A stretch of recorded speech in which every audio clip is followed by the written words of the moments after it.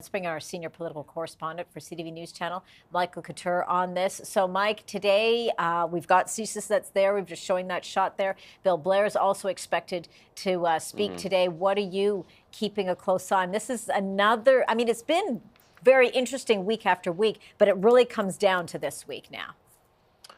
Yeah, I wonder if we can even say, Angie, that there's been a boring week. I mean, maybe a bit of a lull last week, certainly, but every single week, I think peeling back the layers and peeling back the curtains behind the scenes of some of the decisions that were made and some of the calculations that were made. And that's what we're seeing today, really.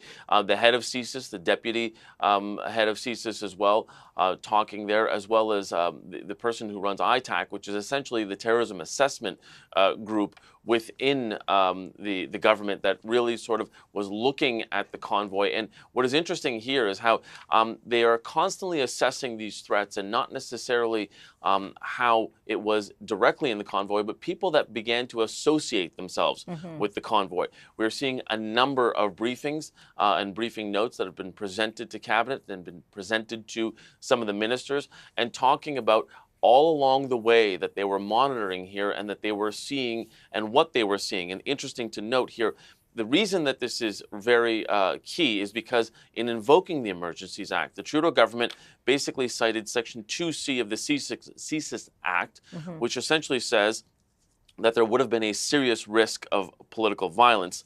CSIS, up until this point, has said that there was not, they didn't think that such a threat existed according to the definition.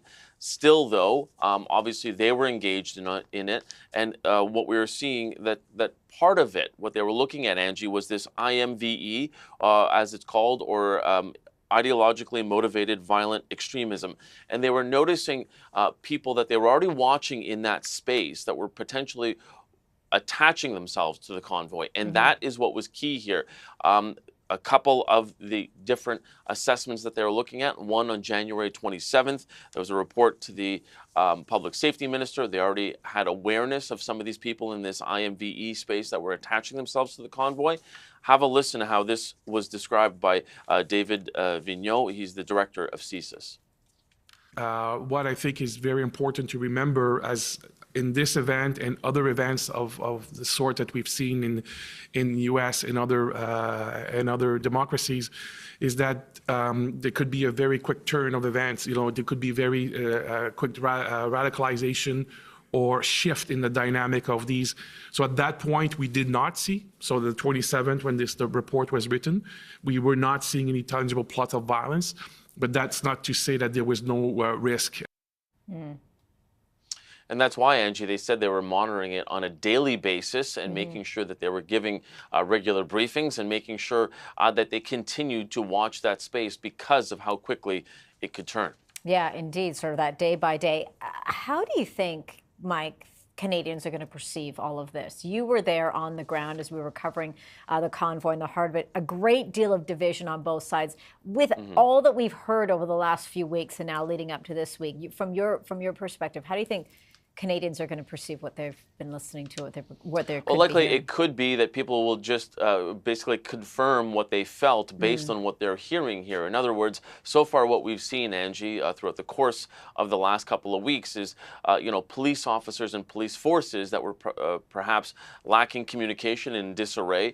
And if you are somebody who may have been sitting there on the sidelines thinking that Prime Minister Justin Trudeau was right to bring in the Emergencies Act, then you may be a little more hardened in that stance, saying that, look, the Prime Minister had no choice but to act like this to finally get it out of the way. If you thought that this was an overreach, then you're sitting back and looking at this and saying, well, police had all the tools on the table, and they admitted that they still needed time, where they could have had some more time to do more, and that this could have been a policing solution.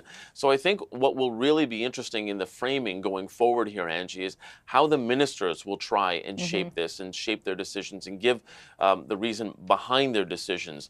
That is something that I'm looking forward to, and I think very interesting that the last person to speak here will be Prime Minister Justin Trudeau.